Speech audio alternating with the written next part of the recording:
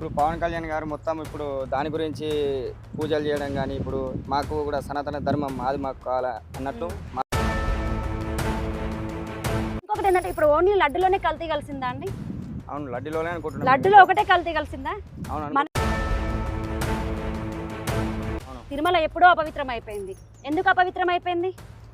ఇక అన్య మతస్థులు కూడా అక్కడ ఎక్కారు అక్కడ కాబట్టి. వెరీ గుడ్, చాలా బాగా చెప్పారన్న. అన్య మతస్థులు అక్కడ ఎప్పుడైతే జాబ్కి ఎక్కారో, ఎందుకంటే మన మధ్య విగ్రహారాధికులు ఉన్నారు. దేవుడికి విగ్రహం అంటే నచ్చదు. వాళ్ళ దేవుడికి తన పాస్టర్ ఏం చెప్తున్నాడు, వాళ్ళ దేవుడికి ఏమి ఇష్టం లేదంట?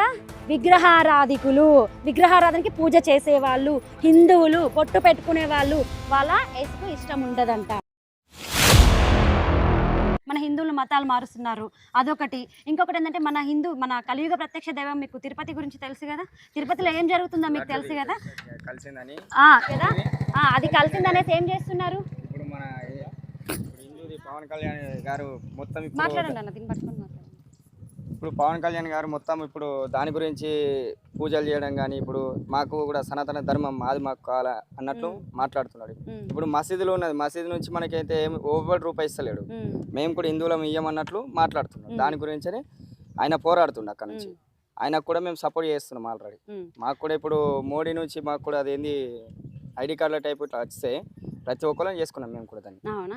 ప్రతి ఒక్కరం చేసుకున్నాం. అయితే అన్న ఇప్పుడు మీకు జరుగుతుంది కదా లడ్డూలో ఏం కలిసింది? మామూలుగా అయితే మనం నెయ్యి, ఆవు నెయ్యి కానీ కలిపి లడ్డు తయారు చేస్తాం. కానీ ఇప్పుడు అక్కడ ఏం కలిసింది? కొవ్వు కలిసింది. అయితే చాలా మంది అంటున్నారు, అయితే ఒకటి ఇప్పుడు మనం తల్లి పాలు తాగుతాం, తల్లి రక్త మాంసం కోసుకొని తింటామా? మనము తినం. అయితే ఇంకొకటి ఏంటంటే ఇప్పుడు ఓన్లీ లడ్డులోనే కల్తీ కలిసిందా అండి? అవును, లడ్డులోనే అనుకుంటున్నాం. లడ్డులో ఒకటే కల్తీ కలిసిందా? మనకు తెలిసి ఇప్పుడు లడ్డుది బయటకు విషయం వచ్చింది కాబట్టి కల్తీ కలిసింది అనుకుంటున్నాం. తిరుమల ఎప్పుడో అపవిత్రం అయిపోయింది. ఎందుకు అపవిత్రం అయిపోయింది? ఇక అన్య మతస్థులు కూడా అక్కడ ఎక్కారు అక్కడ కాబట్టి. వెరీ గుడ్, చాలా బాగా చెప్పారన్న. అన్య మతస్థులు అక్కడ ఎప్పుడైతే జాబ్కి ఎక్కారో అప్పటి నుంచి ఏమైపోయింది? అపవిత్రం అయిపోయింది. వాడు నాన్ వెజ్ తిని ఏం చేస్తాడు? కొండపైకి ఎక్కుతాడు.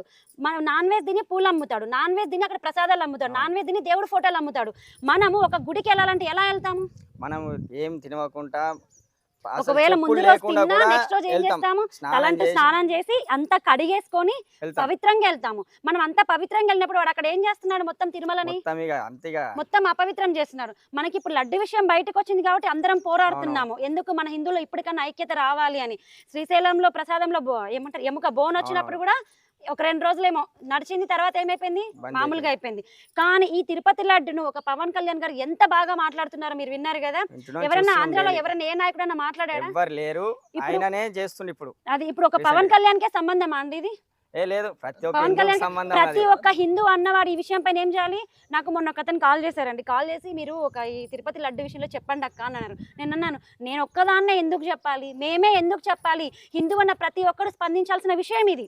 నిజంగా హిందువు అయితే ఖచ్చితంగా స్పందించాలి.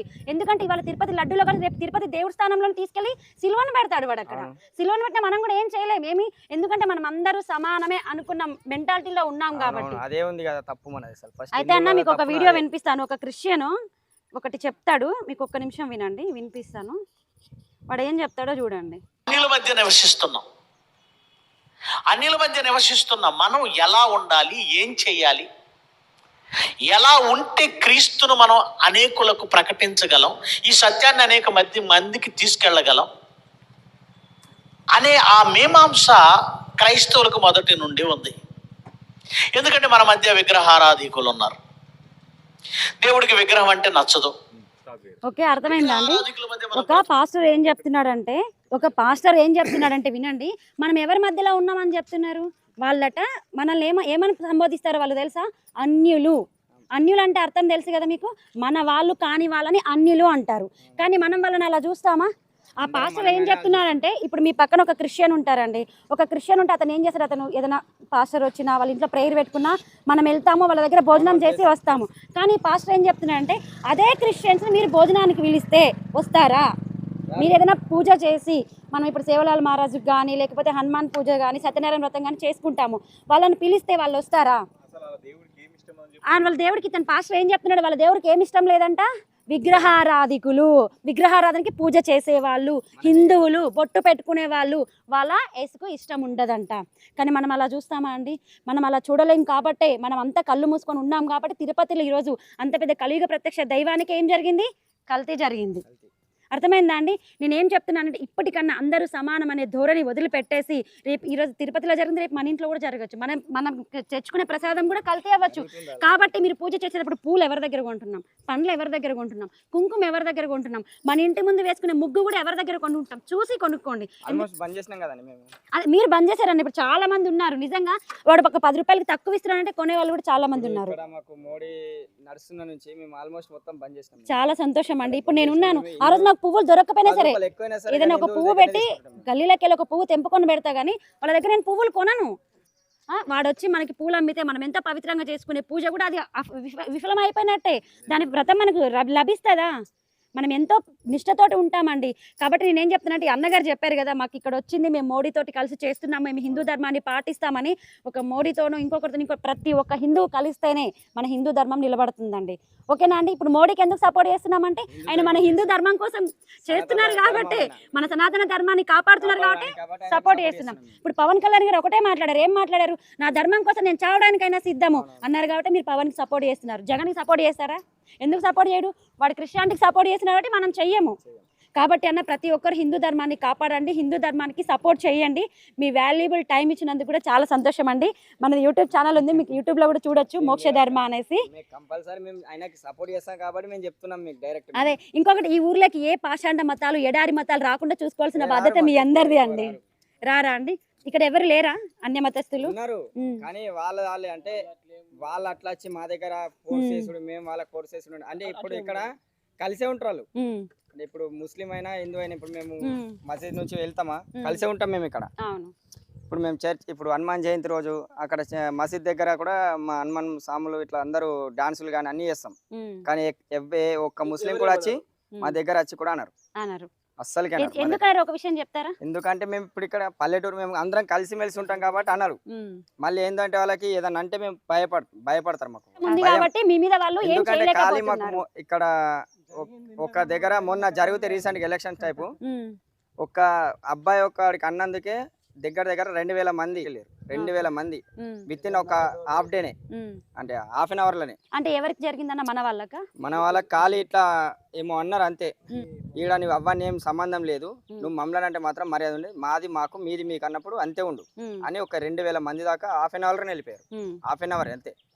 అప్పటి నుంచి ఇప్పటి వరకు ఇంకా ఎవ్వరికి వెళ్ళదు. ఎందుకంటే మీరు అందరు ఇక్కడ ఐక్యంగా ఉన్నారు కాబట్టి అది సాధ్యమైంది. మీలో మీకు ఐక్యత లేకపోతే అది సాధ్యం కాదు. కంపల్సరీ ఇక్కడ ఐక్యత మాది కంపల్సరీ. ఇప్పుడు మాకు ఆర్ఎస్ఎస్ క్యాండిడేట్స్ కూడా వస్తారు మాకు. ప్రతి సాటర్డే మాకు ఆర్ఎస్ఎస్ నడుస్తుంది. అవునా అండి? ప్రతి ఇక్కడ భజనలు నడుస్తా ఉన్నాయి. ప్రతి సాటర్డే ఆర్ఎస్ఎస్ మాకు గుడి దగ్గర నడుస్తుంది. ఇప్పుడు మనం అందరం కలిసి ఉన్నాం, ఎందుకంటే మనకి కుల మతాలకు అతీతంగా మన ధర్మం కోసం మనం పోరాడుతున్నాం. బట్ ఆంధ్రాలో ఏంటంటే నా కులం గొప్పది, నేను నాయుడిని, నేను రెడ్డిని, నేను చౌదరిని అనడం వల్ల అక్కడ ఏమైపోయింది, విపరీతంగా పాషాండ మతాలు ఎక్కువైపోయినాయి అక్కడ. ఇక్కడ అట్లా కాదు, నువ్వు ఏదైనా కులం ఉండదు, మనం అందరం హిందువులు అన్నట్లుంటది ఇక్కడ. చాలా సంతోషం అండి. ఇదే హనుమాన్ జయంతి అయినా రామనవమి అయినా కానీ ఏదైనా కానీ మొత్తం కలిసి కట్టుకుంటారు ఇక్కడ. ఇక్కడ మాది మాల మున్నూరు కప్పని ఏమి ఉండదు మాకు. గడప లోపలే కులం, గడప దాటితే అందరం ఒకటే అంటారు ఇక్కడ. ప్రతి ఒక్కళ్ళు ఏది చేసినా కానీ ప్రతి ఒక్కళ్ళు వస్తారు మాకు ఇక్కడ. చాలా సంతోషం అండి. ఇదే మార్పు ప్రతి ఒక్క ఊర్లో రావాలి. మన ఇక్కడే కదా ఆంధ్రాలో కూడా రావాలని ఖచ్చితంగా ఆంధ్రాలో రావాలి. మాకు ఇప్పుడు తెలంగాణలో అయితే ప్రతి ఒక్కళ్ళు, మా ఊర్లో అయితే ప్రతి ఒక్కళ్ళు ఇప్పుడు ఇక్కడ ఏం చేసినా రామనవమి చేసినా కానీ ప్రతి ఒక్కళ్ళు వస్తారు మాకు. ఇక్కడ ఎవ్వరు అసలు అనేది ఉండదు, అంత పీస్ఫుల్. అదే అర్థమైంది. మిమ్మల్ని చూస్తే వచ్చే ఒకవేళ ఎడారి మతాలు ఎవరైనా వస్తే తరిమి కొట్టేటట్టు ఉన్నారు కాబట్టి అందుకే మాకు జరగాలి. మా దగ్గర రాడు ఉన్న వాళ్ళని కూడా మనం మెల్లమెల్లగా మన హిందూ ధర్మంలోకి మార్చుకోవడానికి మన ప్రయత్నంగా మనం చేద్దామండి. అంతే. సరే నాన్న, అందరూ ఒకసారి గట్టిగా జై శ్రీరామ్, జై శ్రీరామ్, జై హనుమాన్, జై శ్రీరామ్. సరే.